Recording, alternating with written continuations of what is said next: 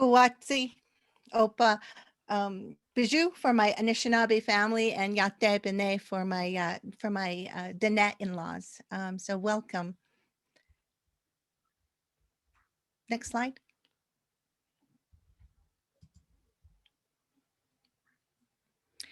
We just want to let you know that our project is being supported by a grant from the Bureau of Justice Assistance. However, none of the comments that Jill, Lori, or I are making are those direct comments of the U.S. Department of Justice. They are our own research and our own experiences. Next slide. So, Hinume Chris Pacheco, Kawaikama, Denahanu, Sharshkawashti. So once again, good morning and good afternoon to everybody. My name is Chris Pacheco, and I am a Tribal Healing to Wellness Court Specialist with the Tribal Law and Policy Institute. I am coming to you from my home in the Pueblo of Laguna, New Mexico, where I am a licensed drug and alcohol abuse counselor. I have been in the field for 20 plus years and have worked for TLPI for the past 2 years, and I really enjoy my job. Part of my job enables me to work with my wonderful colleagues, so I'm going to have them introduce themselves. Lori? Good morning and good afternoon, depending on where you're joining us today. My name is Lori Vallejos. I'm from Cebolleta, New Mexico, which is just north of the Pueblo of Laguna. I am a licensed clinician with the Pueblo of Laguna, and one of the roles that I enjoy the most is sitting as a member of our Healing to Wellness Court team. I started my work with drug courts in about 2003, where I worked with the juvenile drug court in Albuquerque, and have had the pleasure to work with the Pueblo of Laguna for the last 5 years. Of those 5 years, sitting on the Healing to Wellness Court team. Thank you all for joining us today. My hope is that we can spark a conversation about this very important topic today, the many challenges that all of us are facing during this pandemic. Thank you. Good morning, everyone. My name is Jill Campoli. I'm a licensed clinician here in New Mexico. I've been in the field about 12 years and have had the pleasure of working for the Northern tribes here in New Mexico since 2014, and the honor of working for the Pueblo of Milwaukee as a clinical director for the last 2 years, and been a consultant with TLPI for about 2 years as well. It's an honor to be here, and as Lori said, I hope that there's things that you can walk away with that are meaningful and helpful for you in your programs. Yeah, let's get started. Thank you, Jill and Lori. So we just wanted to go over some of our objectives for today. And just to also let you know that the idea for this presentation not only came from what all of us were experiencing during this past year or during these past several months, but it also came from a personal place. Just that, I know that several of us had to immediately take a switch and start working from home. We had to distance ourselves from family members that we were usually, that we wanted to see either every day or we were used to seeing almost every week. And so that took a toll on a lot of people, especially some of those people who maybe didn't always reach out in the beginning. So this also came from that place. So today we're going to go over any of the initial challenges that tribal communities that we face during this time. Also, any kind of tribal services that service providers adjusted to the delivery of these services during this time of social distances. As clinicians, Jill, Lori, and I are so used to having face-to-face contact with our clients. And when we didn't have that, or when we don't have that, that is concerning. But we and others in the field found creative ways of making contact and keeping contact with our clients. Also, any kind of prevalence of mental health and substance use during this time. A lot of this data is still really new.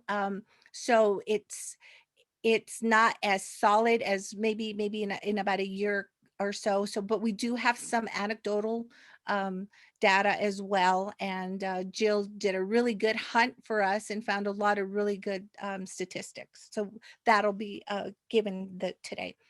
Also, how service providers have made changes going forward and also wanted to return to that normalcy.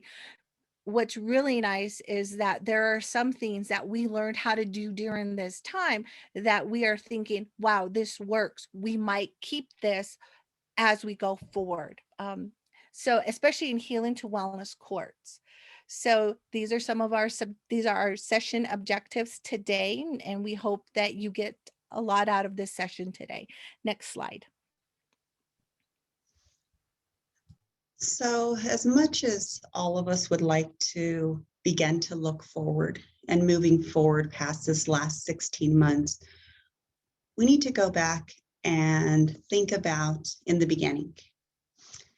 And many of you can remember what it was like 16 plus months ago when the onset of this difficult time set in. And I'll share my story. And I can remember sitting facilitating our group therapy, and it was a Tuesday. It was just a couple of hours before court. And I remember sitting there and listening, had been listening to the news that morning and had started hearing about state offices being closed down, and thought it's important that we process this with our participants to see how they were feeling about this. And I could remember the conversation centering around this. And what we were saying is, we've been so used to surviving in a rural community that, oh, this isn't going to affect us.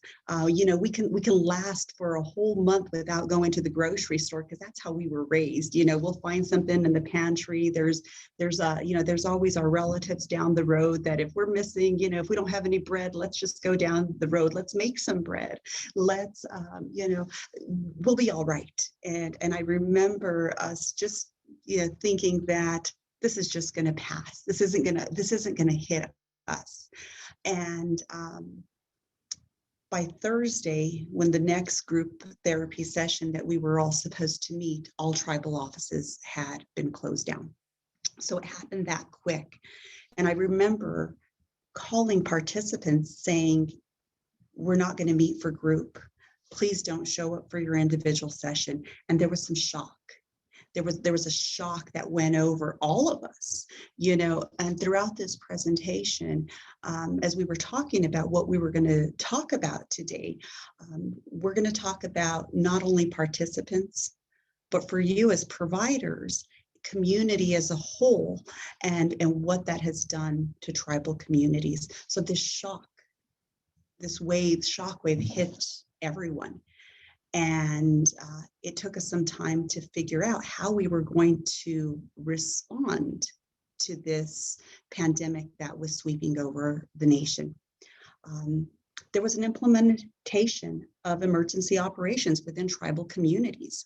And for each of you, that may have looked different in your community.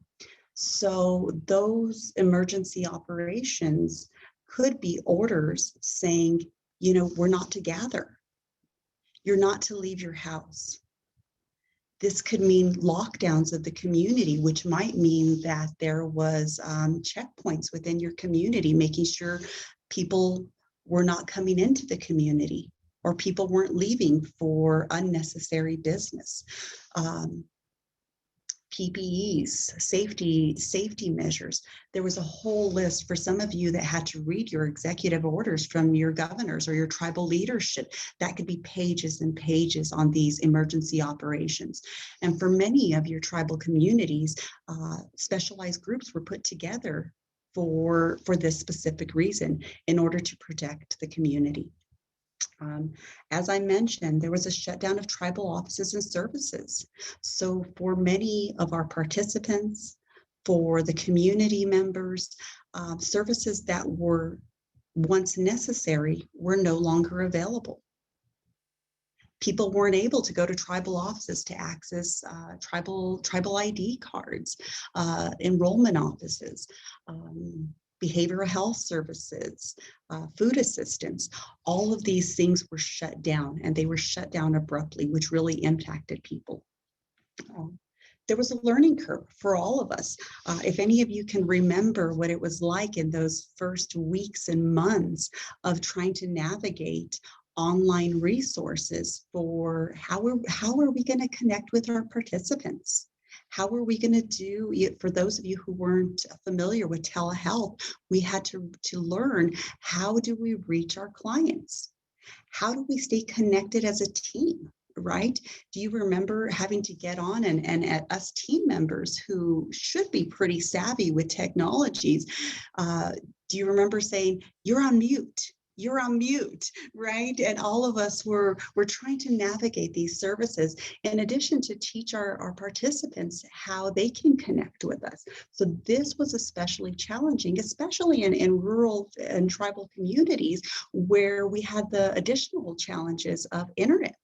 You know, I speak to that right now as I'm sitting in a hotel room because I live in a rural community right next to the Pueblo of Laguna where we don't have stable internet. So navigating this form of, this new form of communication and services is difficult for us.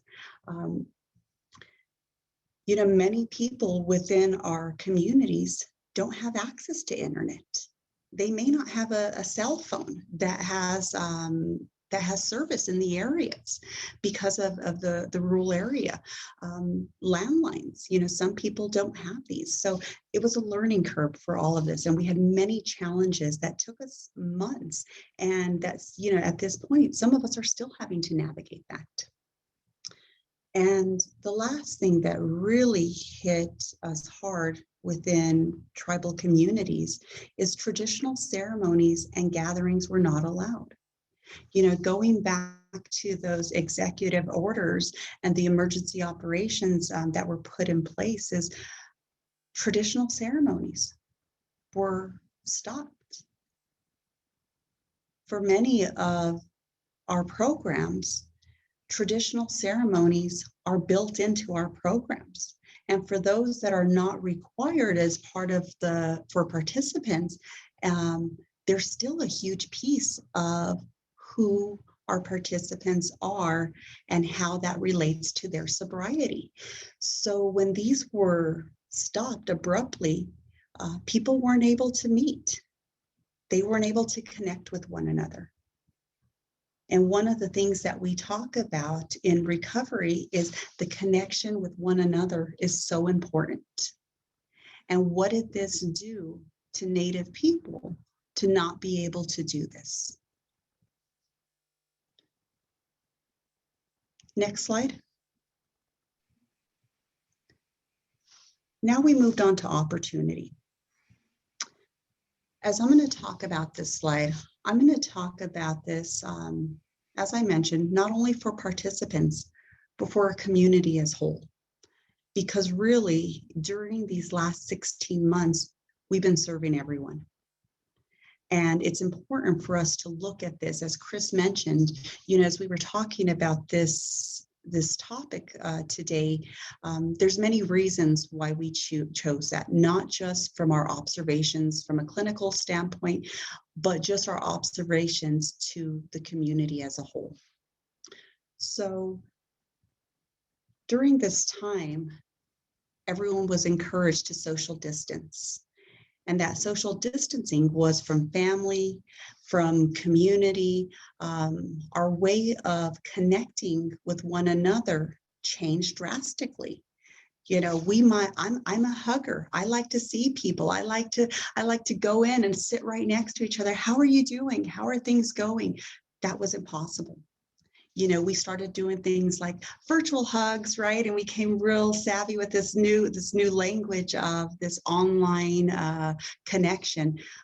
But it was different. And especially within our programs where we're used to clapping or we're used to hugging each other for graduations and good job and seeing each other, that all changed. And we were now told that we needed to social distance. from other people in the program, from our own family and the community. And what did that do to people? Again, there was these stay-home orders. And during this time, what happens when people are in isolation? What happens when there's nothing else to do? For many of our participants and community members, that's opportunity. It's opportunity to drink, to connect with others who are also, staying home, to start talking about, possibly relapse. There was limited accountability of clients from programs. We couldn't see people. Participants couldn't go in and check in with probation face to face. That wasn't allowed with tribal offices being closed down. So there was limited accountability. Clients weren't going for their weekly individual counseling sessions or accountability from other participants, right? We always say that participants are great at recognizing something going on with another one, right? They've been there, they know it, they know what's happening, and that accountability wasn't there anymore. We were relying on phone calls. We were relying on clients just saying, I'm doing all right. Everything's good. Oh, everything is fine here at my house. I feel good. I'm not having any cravings. Everything is great. But we weren't seeing that face-to-face contact, which leads me to the next one, is no face-to-face contact with the mental health providers, right? When you're talking with a client face-to-face, it's much different than talking on the phone. For those of you who had tried to do these phone sessions, it's difficult, right? I found myself in the beginning with clients who I had an established relationship with. I found myself in the beginning really struggling after 20 minutes, trying to keep that connection, to keep that session going. Whereas if we were sitting in person, we would have been going an hour and a half, 2 hours, right? We wouldn't have even been looking at the clock on the wall, right? There would just be this free flow of communication. And now there was no face-to-face contact with mental health providers. So we couldn't gauge what was really happening with the client. We couldn't see what they look like, right? We couldn't see if they just rolled out of bed in their pajamas and they're saying, I'm doing great, everything's good, I'm adjusting well, right? They could have been rolling out of bed and really struggling at that time with some depression or anxiety over the whole situation. So that face-to-face contact we know is so important, and it was missing. I started talking earlier about the work from home provided time for increased drinking, right? People were home all day. You know, when someone first gets into our programs, there's so many requirements that we have. There's group, there's court, there's 12-step meetings, there's other requirements that are in place.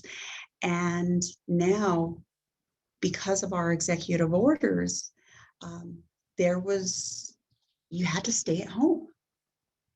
And that stay at home time, that idle time, provided that opportunity for relapse. And with many of our participants and community members, we saw that, right? I remember hearing from people, and they said it jokingly, but I knew that message was within the community, is, oh, the world's going to end, and we may as well just drink. We may as well just do this, right? So those kind of messages were in the community from people who had been in recovery for a while, and that thinking was happening, and that was real concerning. Work from home provided time for mental health issues to go unchecked. You know, as I was talking earlier, it's pretty easy for someone to say, I'm all right. Oh, this is all right. I'm handling things all right.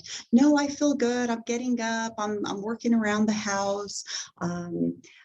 But the truth is, we weren't able to check in with people in the same way that we were always used to. Never once did anyone of us expect that we were going to be in this predicament, and in this predicament for so long. one of the things that hit very hard for many tribal communities was the additional COVID relief payments for individuals. And we've heard about this in many areas, that that additional money provided opportunity for people to go out and buy drugs and alcohol. And while it was a help to many, it was also devastating for others.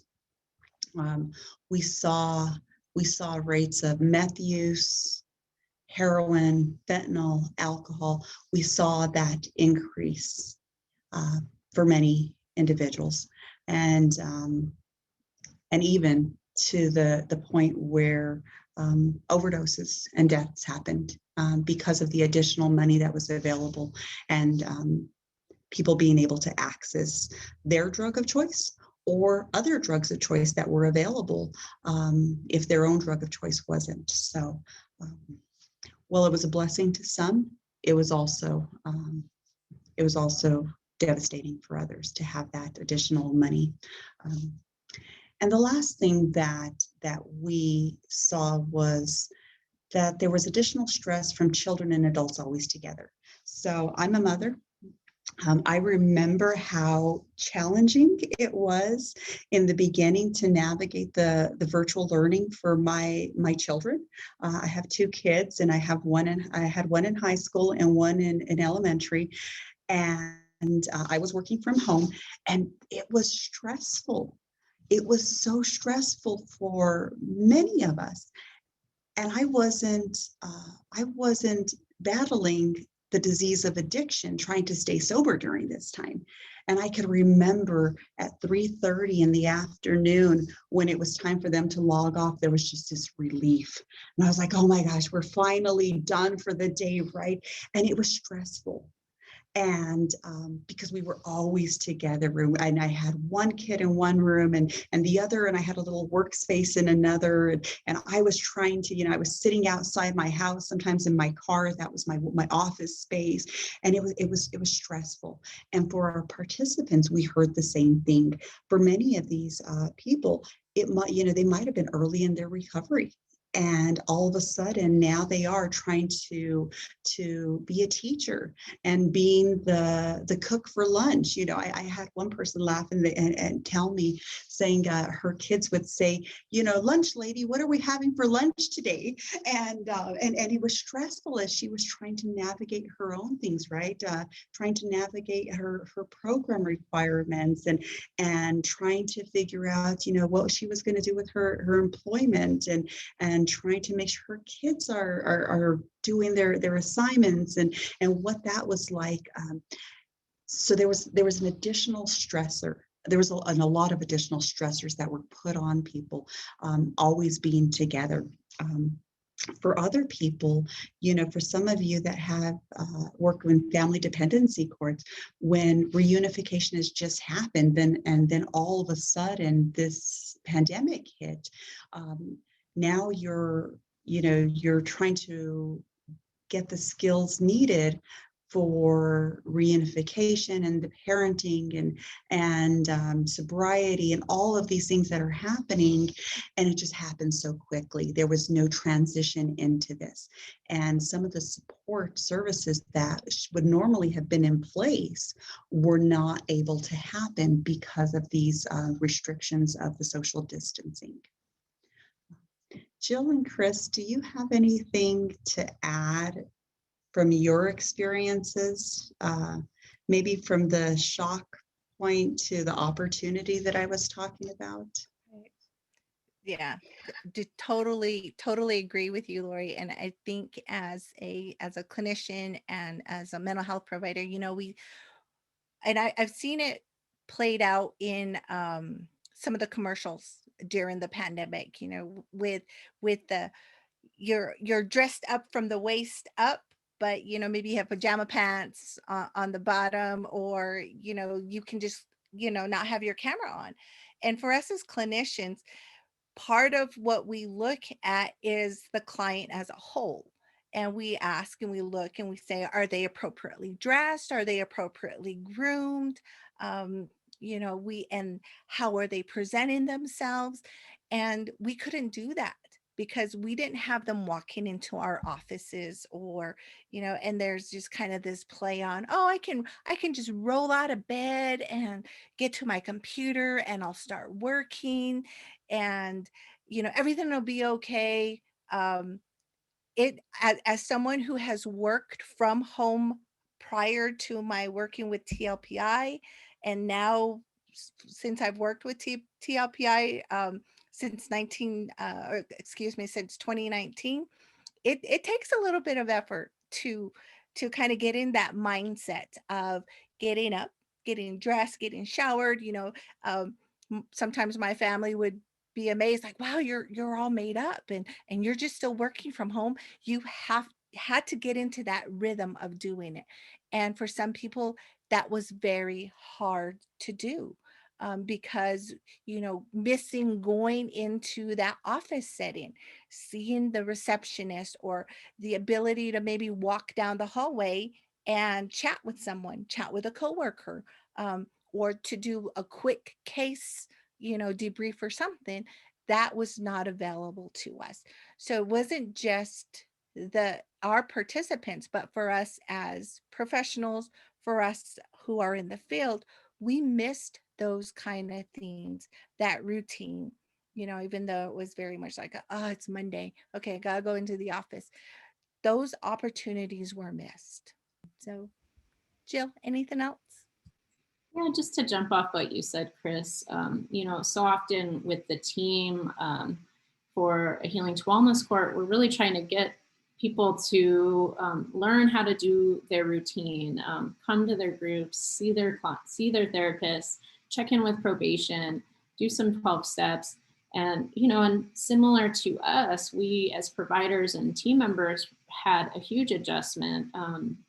Firstly, as adapting everything to either social distancing, if we were still doing some in-house court hearings, but then just to virtual. So the routines that we were all trying to get everyone to adopt and really become more comfortable with and build that structure around their life and early recovery, we saw everything just get thrown upside down. People not necessarily having the technology for that, the access to internet. They have their children at home, as Lori said. So it took a few months, and I think when you're working with people so closely and they're coming to court every day prior to COVID, it felt as though there was a lot of this gray area of when are people going to be able to get the tools they need to do this? When are they going to fall into the new normal, the new routine? And I think for many, there was a feeling like this will probably go away soon, and maybe not really adjusting quite as quickly. And here we are, 16 months later, that we've all had to really adapt. So there was all of those changes and adaptation to new routines that I wanted to throw in there. Next slide. So I liked how Lori kind of was laying out the last slide, because there's considerations for our participants. So from a clinical perspective, there's important considerations, and also just community, kind of on a national level, the impacts of COVID-19. And from a community perspective, we've all become very familiar with this concept of COVID safe practices, remaining distant, being vigilant, and, just staying with your family, staying indoors. And for a lot of the things you see here on this list, that these are also contributing factors to anxiety, depression, domestic violence, the isolation that people experience, the hypervigilance that people experience just to try and stay safe for perceived threats. And also, if you're living in a tribal community where, the governor, the officials have said, we have roadblocks, people can't leave unless there's an emergency or you have to go to work, that sense of a lack of autonomy. You know, people can't come and go, they've lost their freedoms, there's more control happening. And I saw, you know, working in the community here, that there was some people that really was difficult for them, that, you know, and looking at the list, you know, that kind of parallels some of the symptoms and signs that we see for domestic violence, depression, anxiety, substance use. And a lot of those things going into the clinical realm are just, as Lori said, we're not catching those. We're not seeing the whole person. We're not seeing their body. We're not seeing their affect if they're just on a phone call with us. A lot of the diagnostic signs and symptoms that we would normally catch and maybe even reflect to the client. You say you're really calm today or really feeling okay today, but you know, your knee is bouncing a mile a minute. I see you, you know, clenching your fists. Is everything okay? You know, those are the things that as a clinician, we can point out or note in our assessments, in our session notes, that we just, you know, on a Zoom call or a phone call, we're really not seeing those things. So it poses more of a challenge for us as clinicians. And I also, you know, noticed for the clients that a lot of times I think people ended up minimizing more on the phone calls. And even if we were trying, as Lori said, sometimes 20 minutes in, it's like, okay, well, you know, what's your plan for this week? Really trying to dig for more information. And it's, again, the distance, the isolation can contribute to people feeling like, you know, they're not as important. They don't have the same amount of time with their therapist sitting in a session and having that one-to-one connection. It was really different. It changed kind of the landscape of clinical work for many providers, and I would say a lot of the team for Healing to Wellness Court, to really understand where our clients are at. I don't know, Lori, did you have anything you might want to add to this? Yeah, Jill, thank you. I think you set that out nicely to talk about this. One of the things, if you guys can picture a Venn diagram right now, if we had one circle that had COVID-19, and then we had, you know, anxiety and depression, and we would see some things that are overlapping. And that overlapping things, the things that would also look like anxiety, restlessness, irritability, sleep disturbance, right? Those things were also seen because of the pandemic, of being irritable, of I can't go anywhere. I'm stuck here at this stay-at-home order. I'm tired all the time because I'm just sitting at home. You know, I don't have the energy because I'm not getting up and moving anywhere. I'm restless. I want to go somewhere. I want to leave my house and I can't because there's roadblocks down the road and I can't leave here. So those things that normally that would present as a mental health issue, you know, we were left questioning, is that because of the pandemic and what's happening here within our tribal communities? Depression, right? Little pleasure. There wasn't a whole lot to look forward to. So there wasn't things that people were getting excited about, even going to court and seeing the judge and getting the words of encouragement. That's huge for our participants. And it wasn't there anymore. The hopelessness is this ever going to end, right? We've been on lockdown for how long already? And is this going to end? People were, we joked and we talked about the pandemic pounds, right? That weight gain that might present in depression, right? But now we're in the pandemic and we're sitting at home and there's this additional food resources. So we're cooking and we're all sitting there and we're enjoying, eating. Feelings of worthlessness, thoughts of death, right? Sadly enough, that was happening. There were deaths during this pandemic. And so a lot of the things that we saw with the mental health were all, were they mental health? Was this some of the things because of the pandemic? Was it both? One of the things that we talked about early on within our behavioral health program was the domestic violence and child abuse and neglect. What were we going to see within our communities in regards to those numbers? Later on, I am going to share some information and some data that we collected within the Pueblo of Laguna, and in addition, what that looked like for suicidal ideations and attempts and completions. So thanks, Jill. And I wanted to jump off what Lori said too, and really honor the fact that so many communities, tribal communities around the nation, lost a number of their tribal members to COVID. And notably elders, language speakers. So there was some really deep loss that occurred in communities around the country. And without the opportunity to honor them and have a ceremony as a gathering in a community, so many people were deeply impacted by that loss. And almost like we're stuck. We can't go further to honor them, to let them go and honor their spirit.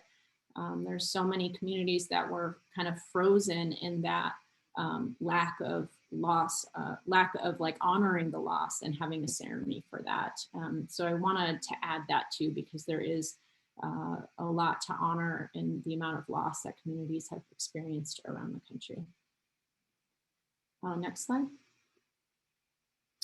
So really wanting to set the foundation on some of the stats, the data that we were able to collect. This one is remarkable. So according to the CDC, by June of 2020, so pretty early on in the pandemic, about 3 or 4 months in, reported about 40% of adults in the US were experiencing mental health and or substance use. So we have around maybe 330 million adults in the US. That looks like 132 million people, adults are experiencing, struggling with mental health and substance use in the country. And that is a very significant number to give you some perspective on the widespread impact. And as we move forward, just noting, this is a clinical presentation, but also really about the impact that this has had on all of us, providers, teams, communities, and the whole nation. Next slide. So looking at numbers, and again, Chris mentioned it earlier, it is a work in progress trying to get all of this data. And so prior to the pandemic, we're looking at 2019, about 15% of adults nationwide reported symptoms and signs of anxiety and depression. And during the pandemic, about 31%. So that number doubled in 2020, the amount of people who are struggling. Like we said earlier, that isolation, the hypervigilance, a lot of the risk factors that we saw just by having to practice COVID safety, people are really impacted by those experiences and doubling the numbers in just a year. So next slide. And looking at substance use. So during COVID-19, so across the country, about 13% of people started using or increased their use of substances just to cope with stress related to the pandemic. And, Lori named a few of those stressors. That's, being at home with your kids, trying to get everyone on their iPads for school, getting on your work computer. And maybe a loved one has lost their job. Again, maybe somebody in the family has gotten COVID or passed away from COVID. So just the stress that people were experiencing has impacted substance use pretty dramatically during the pandemic. And overdose deaths did spike during the pandemic. This is about a 18 to 20% increase from 2019 to 2020. And again, I think that some of the stressors we've already discussed, likely relate to increased substance use, like the 13% increase of people using substances to cope. But also, people are locked down. Their communities might have checkpoints. The normal connect cannot get in at the checkpoint to deliver something to someone. So they're having to figure out a way to access their drug of choice. And oftentimes that might not be their normal connect. The person that they may already have a relationship with, may have a relationship that involves some level of trust. They might be going out further and further to seek out their drug of choice to maintain and not go into withdrawals, not experience any kind of side effects of not having their drug of choice. But the risks that come with that is that they may be coming into new communities, they may be coming into a city from a rural area to find their drug of choice. And that right there increases level of risk. So there could be substances mixed with fentanyl or other drugs, other substances that could create more of a risk for overdose. And again, as we've mentioned before, communities completely shut down. You might not be able to see a family member in the different part of the community or the Pueblo for months, besides just driving by and waving. So we have such a limited access to family gatherings, any of the ceremonies that build so much resilience for people, especially in recovery. And also those 12-step meetings, people are just connecting with other people in those meetings, getting a sponsor. The fellowship might go get dinner afterwards, and those things haven't been happening. A lot of times we say in our program there in Pueblo is like, how are they building their pro-social activities? What are they doing to connect with other people, create meaning in their relationships, create purpose for themselves and their community? And it's been so difficult because all of those things have become virtual. So when you log off on your 12-step meeting, you're not going to go grab some coffee with everybody afterwards and just chat and talk about the episode of whatever show you watched and just connect. Those things have stopped. Those things look and feel different for participants and for all of us. So those things that connect us, bring us together, build meaning and purpose, those build the resilience and the recovery skills for sobriety. And again, that's a challenge for folks in early recovery and many of our participants. Next slide. So for trauma and PTSD, the numbers show prior to COVID-19, prior to the pandemic, about 7.25% of general population of adults across the country experience some kind of PTSD or trauma-related disorder symptoms. And so during COVID-19, that number nearly tripled. So on an average, about 26% of adults nationwide reported experiencing symptoms of PTSD and stressor-related disorders. And we've talked about some of those signs and symptoms already. I know Lori mentioned it, and she can talk a little bit too, but some of that hypervigilance, fear and perceived threats.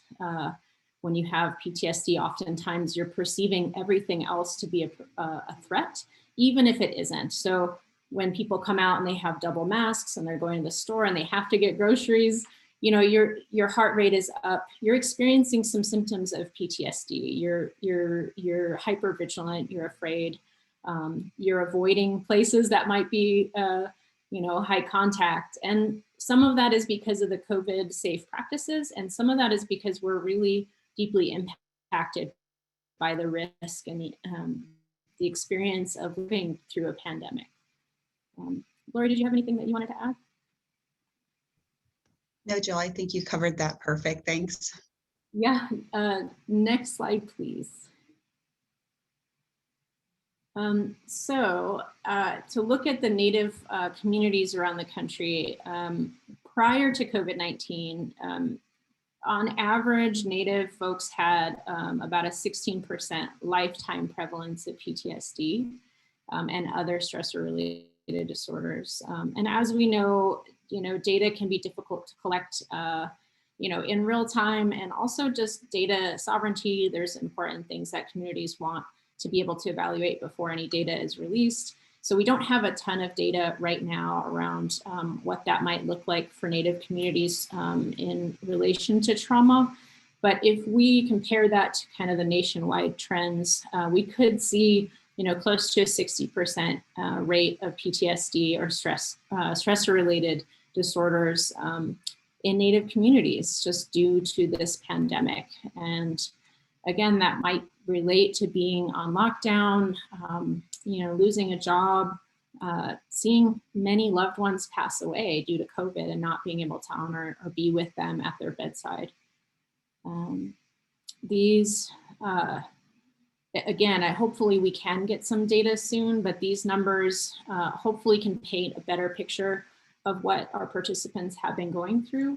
What we can assume are the risks for our participants and our staff and our team members.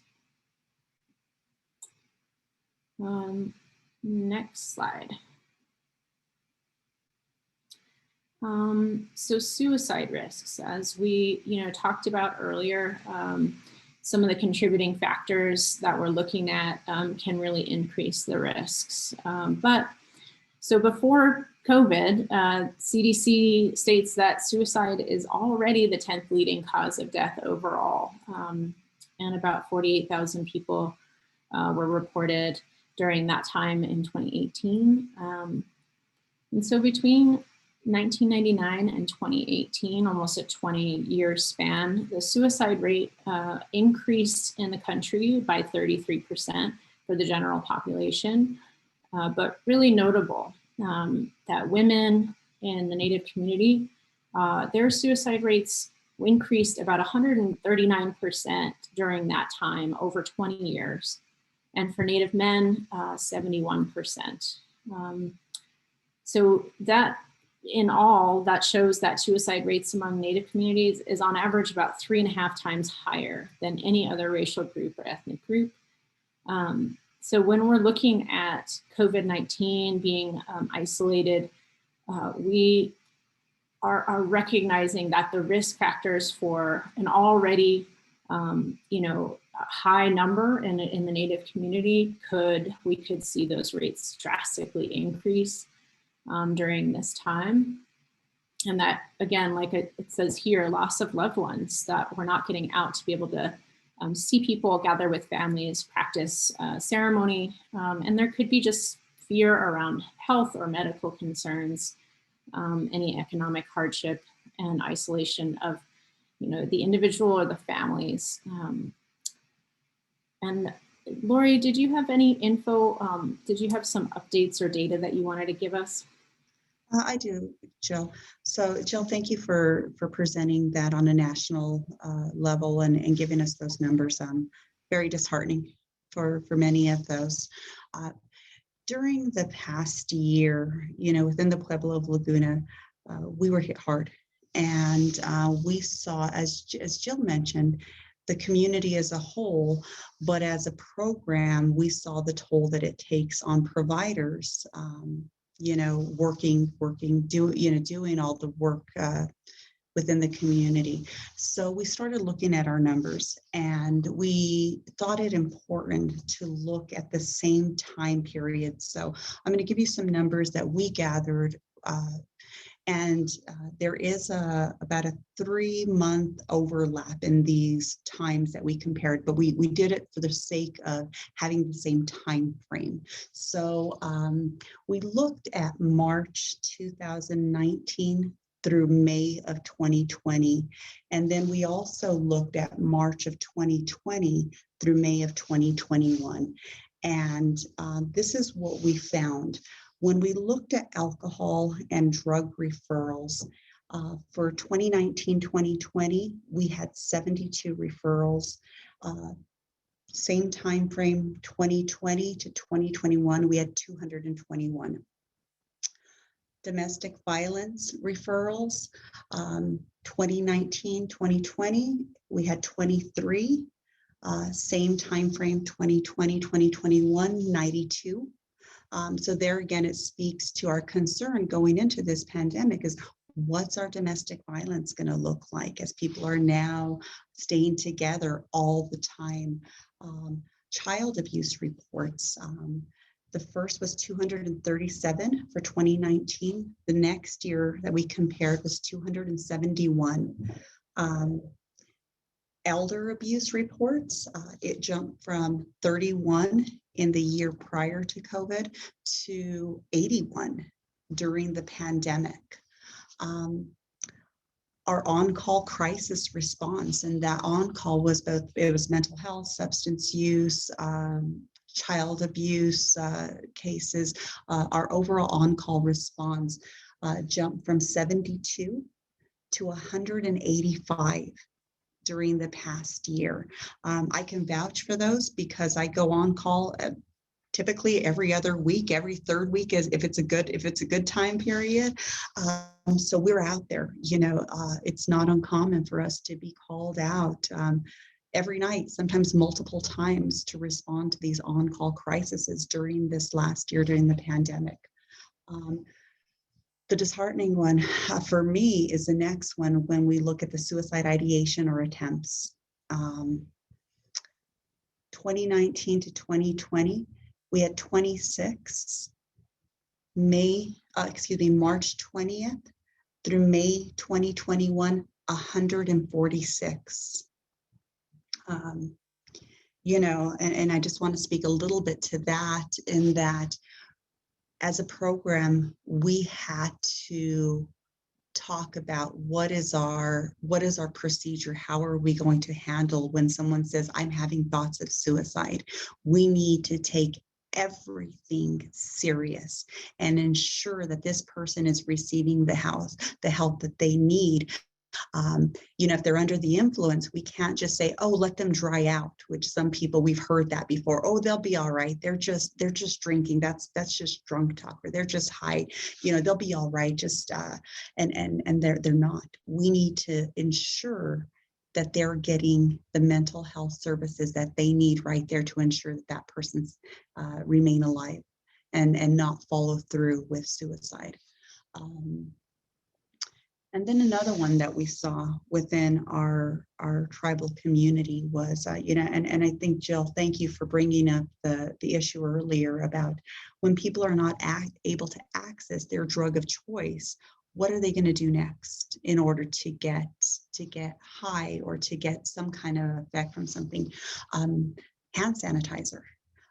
We know that this issue hit many tribal communities and communities everywhere, as people drinking hand sanitizer. And unfortunately, we did have 2 deaths because people did drink hand sanitizer during this time. So, all of these issues really made us having to reach further into the community about how are we reaching people? How are we opening up the conversation of help's available?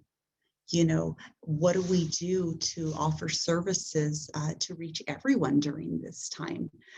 So, those are some numbers that we had here, and we'll continue to keep monitoring and responding to these issues that are within our community. Thanks, Jill. Thanks, Lori. I'm really encouraged to hear that you all received an increase in just people reaching out. Of course, the numbers are dire, but and this may be the case for other communities. And I know, working in Pueblo, we saw a decrease in referrals to Healing to Wellness Core. And I think that's a combination of, maybe what we would normally see as like entry points or referral points for many of our participants who, perhaps they're an employee of the tribe and they're working at home, so their boss doesn't necessarily catch all the signs. Domestic violence and child abuse cases, the number of friends or family or other like adults, like teachers, bus drivers, things like that, that might be able to catch some of the violence that might be happening in the home. That's limited. So there may be this spectrum of responses that communities saw based on some of these challenges of COVID. And, you know, it's increasing access in different ways, new and different ways, promoting, you know, the crisis line more, putting out numbers and information in different ways on the web, things like that. So I appreciate you mentioning what Laguna has gone through. And I imagine there's communities that saw different parts of that spectrum of the impact and how much they saw coming up for referrals in their community. Next slide.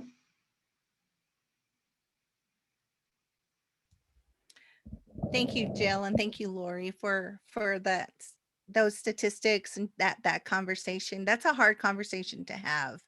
Um, you know, just because we saw it, you all saw it. So we kind of thought we needed to lay that kind of information out there.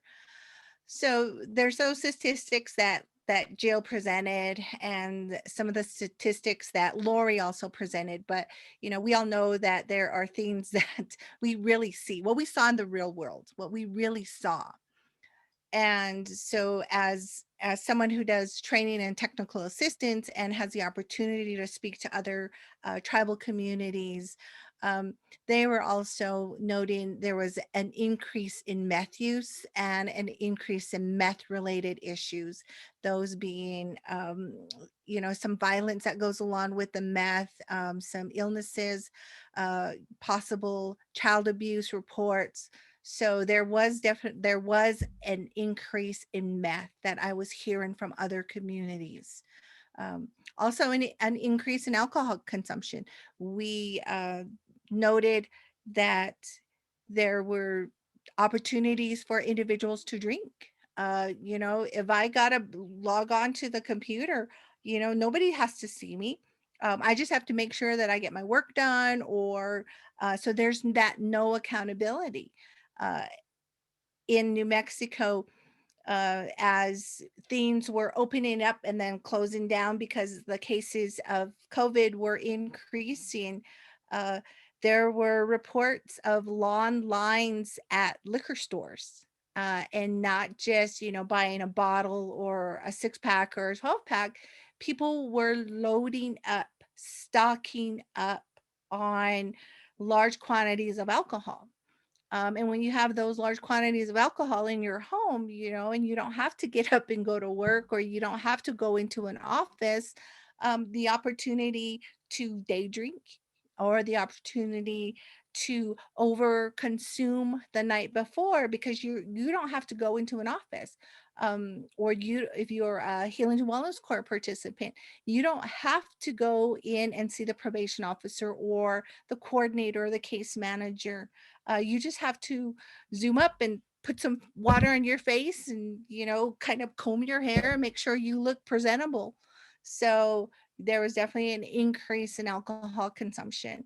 Also, I mentioned this before, that difficulty to adjusting to staying at home or working, the work from home orders.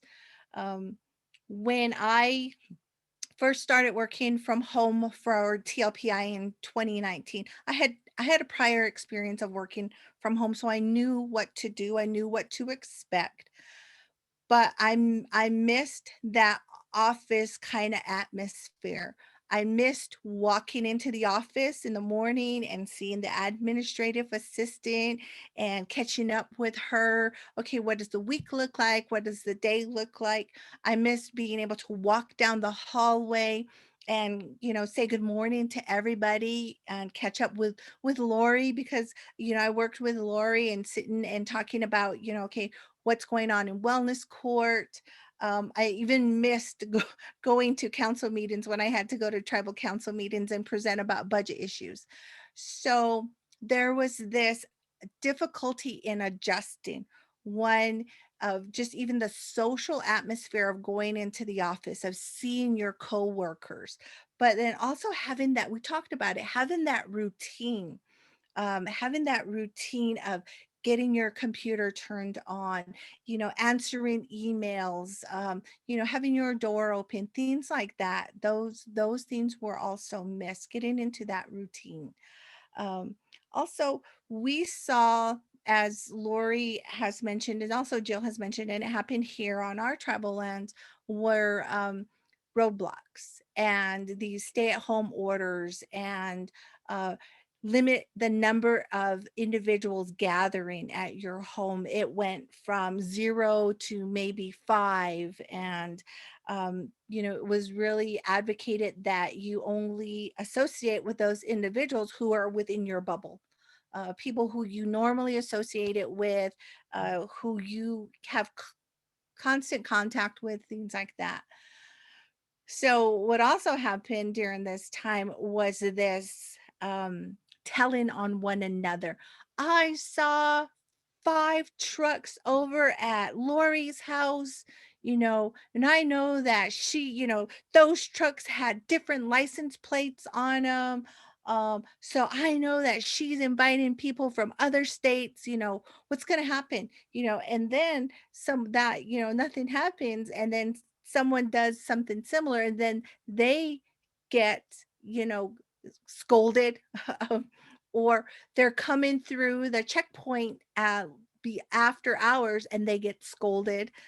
So Jill pointed this out, is that that sense of autonomy was limited, or in some cases taken away from us.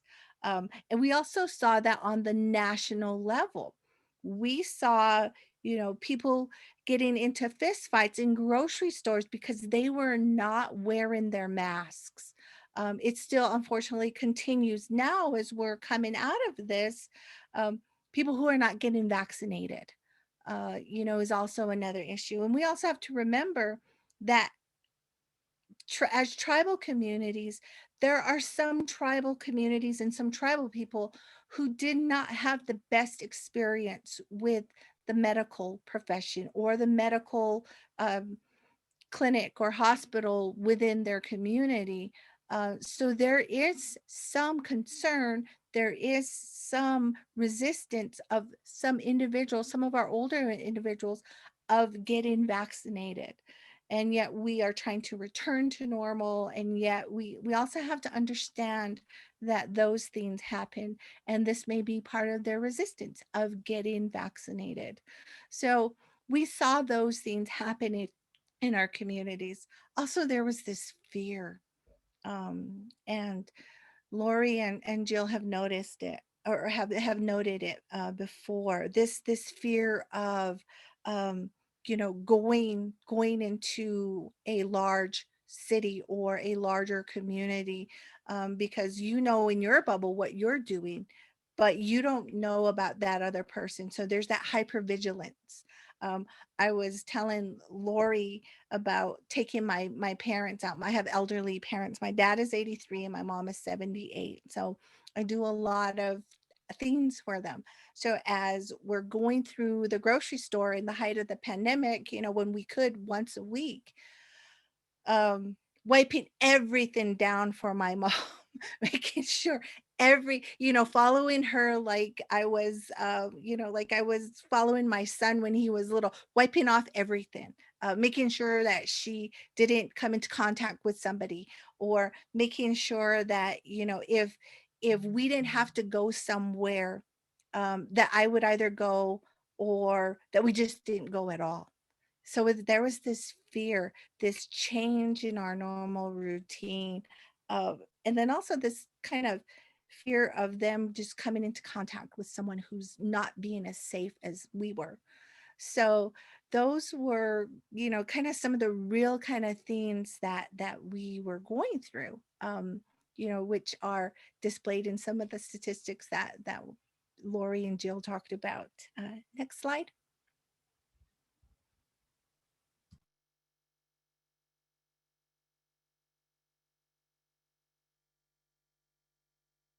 All right, so who are we serving right now? Well, we have our established clients.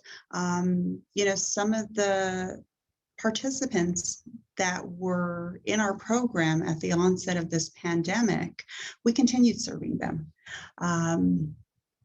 Some clients who were within our programs also returned because of relapse, because of anxiety, because of stress, because of loss.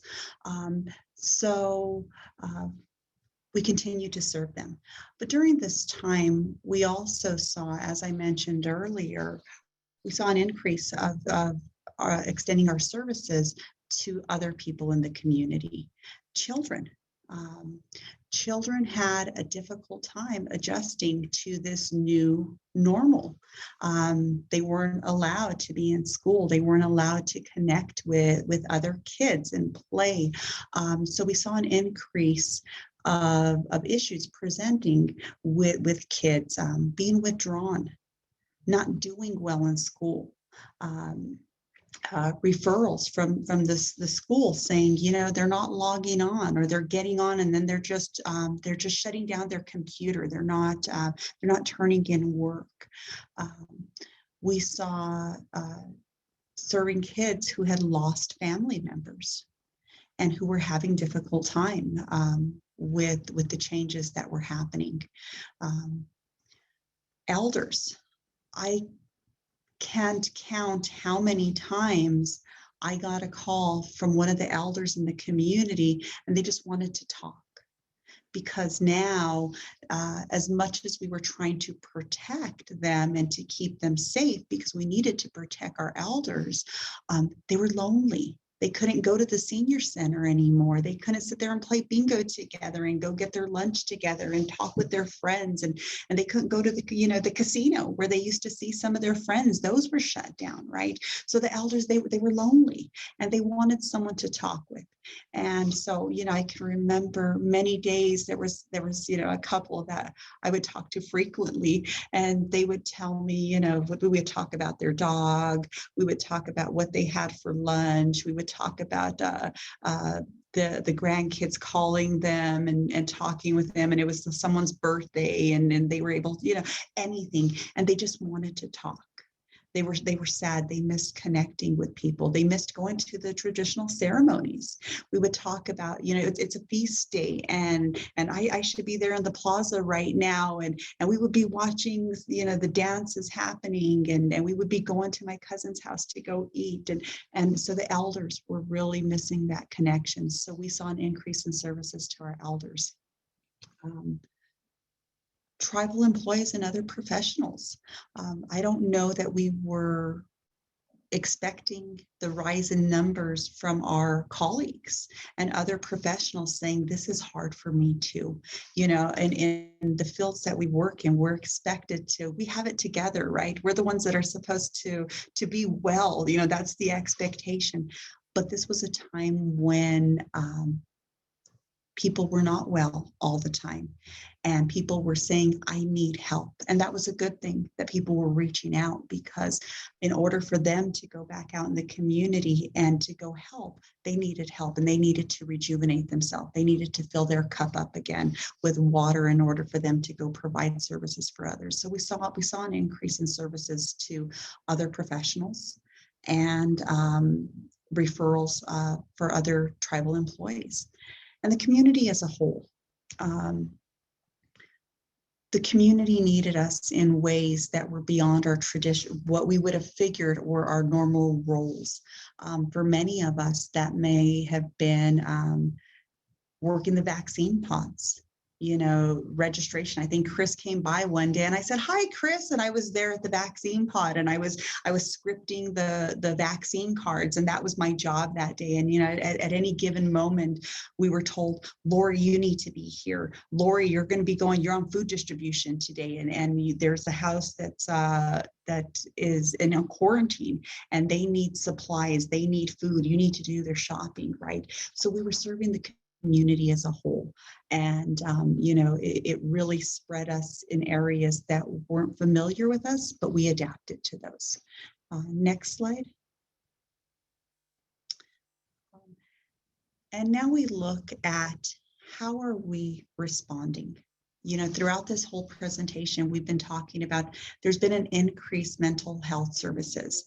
Jill was talking earlier about those crisis lines. Many of us set up these crisis lines that were available to community members. Some of us set them up so that, that people could access them through text messaging. I know that was one of the things we talked about is this younger generation, they like to text. So we need to find something that's HIPAA compliant and safe. We need to establish a service that it's a text line, right? And so we were able to identify services that there's crisis, there's a non-crisis line, telehealth. We increased our mental health services to reach everybody in the community.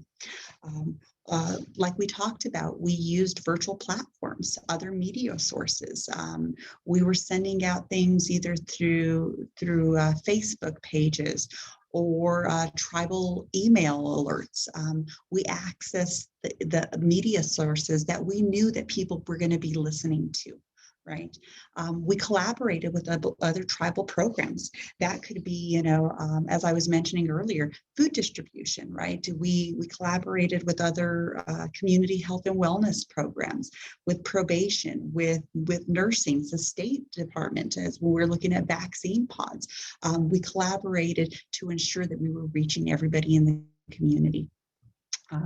As we've talked about throughout this presentation, our increase in exposure to virtual platforms, people were no longer able to access in-person meetings. So we were able to help our participants figure out how to navigate. How do we get onto these 12-step meetings so that you can get a meeting anytime? You're able to access one if you want to join one in California or Washington.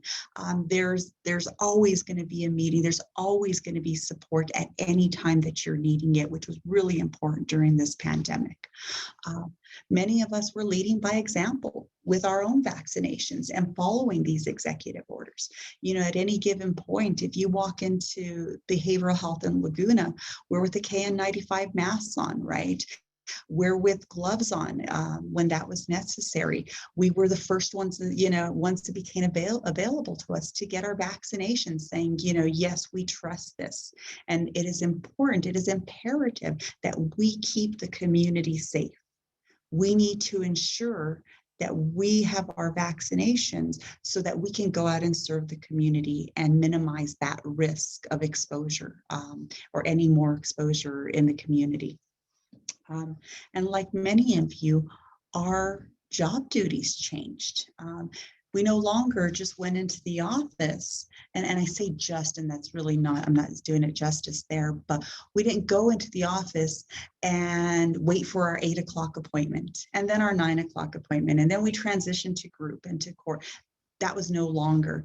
At any given point, it could be 7 in the morning and we were told, this family is in quarantine. We have a COVID positive and they need food. There's a child there that doesn't have diapers. We need to get some diapers. We need to go pick up some medication at the local IHS office because there's a child who's sick there and the family cannot leave the residence, right?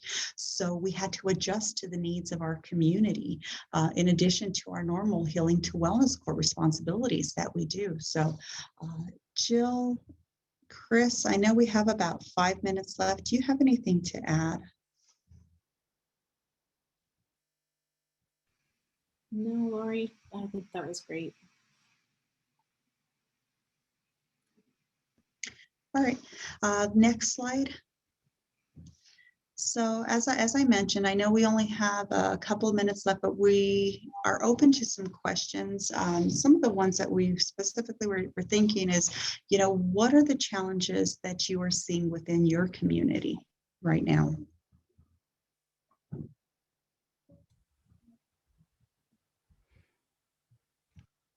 And just to let you all know, you can use the chat box function like Janice mentioned at the beginning of the presentation. Just go ahead and type it in and Precious will fill those questions for us.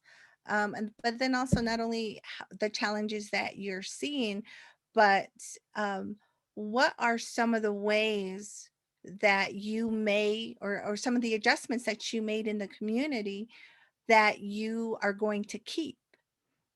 When I've done virtual technical assistance with some of the tribes, uh, they really like this virtual Zoom check-in for a healing to wellness court check-in. So, what this one court is planning on doing is using this virtual check-in as an incentive if someone is doing well. That way they don't have to come into the court. They don't have to take time off if they're working. They can say, okay, well, you are doing well, you can go ahead and just check in virtually. And that's great. We're going to reward you for doing that. It's also one of those built-in sanctions. If you are not doing well and you have that privilege of checking in virtually, it can also be taken away. So I've heard of creative ways that Tribal Healing to Wellness courts are using this and will continue to use it. So I found that really exciting. Okay, Chris. So we have Carmen Pitka. Her challenges are increased alcoholism, drug use, children being separated from their parents.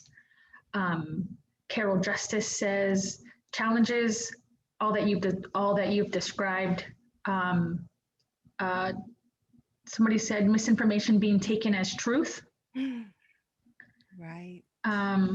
Chanel Grant says, we will definitely continue using virtual check-ins and virtual court hearings. It gave us an opportunity to be flexible for transportation issues, etc.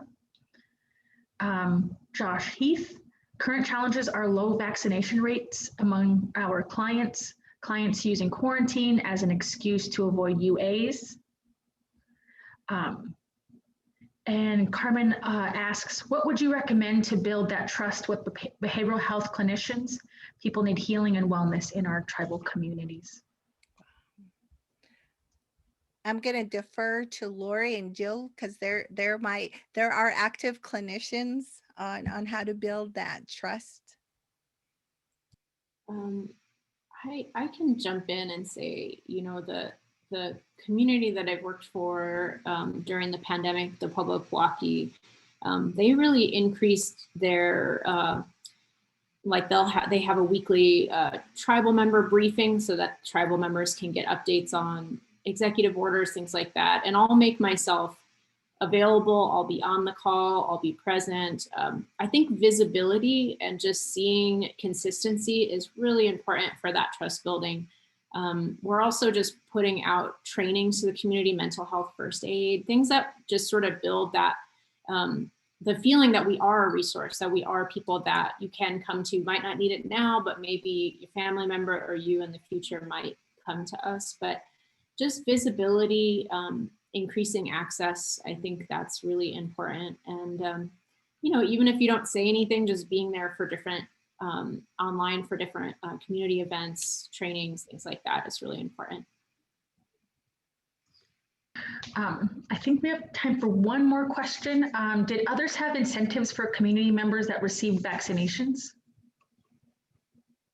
And also people in the chat can answer that as well, if you guys have used incentives for vaccinations.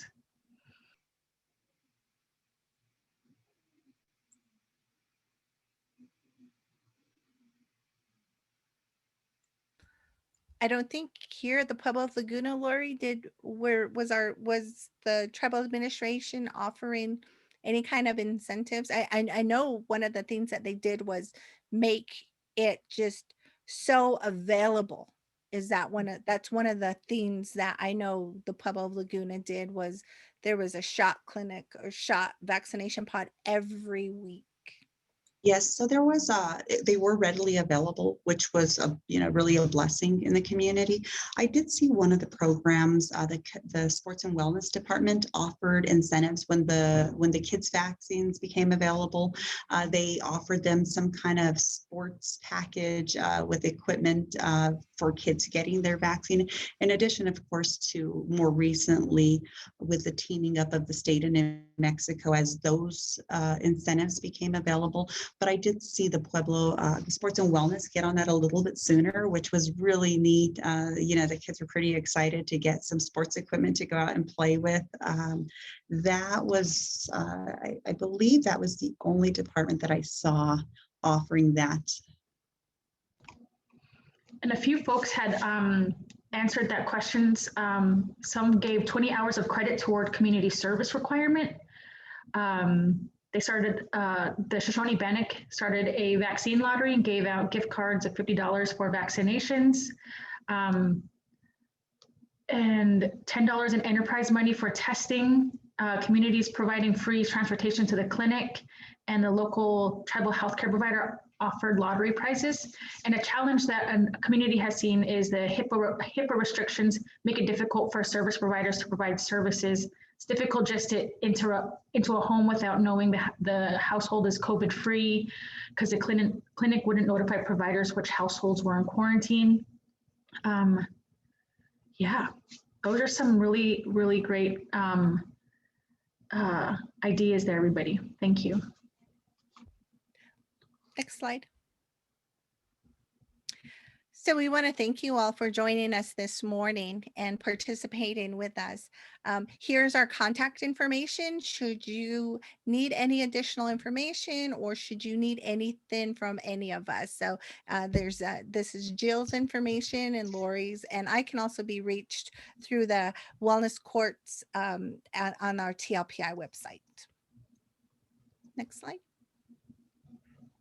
Thank you all. Great. Thank you to our panelists, Chris, Lori, and Jill. And thank you everybody for attending today's plenary. From social distancing to suicide, the many challenges clients are facing during these trying times. Again, to remind you, recordings will be posted on this platform and will remain up until July 30th. After this time, you may find the recordings on our conference website at www.enhancementtraining.org. Thank you, everybody.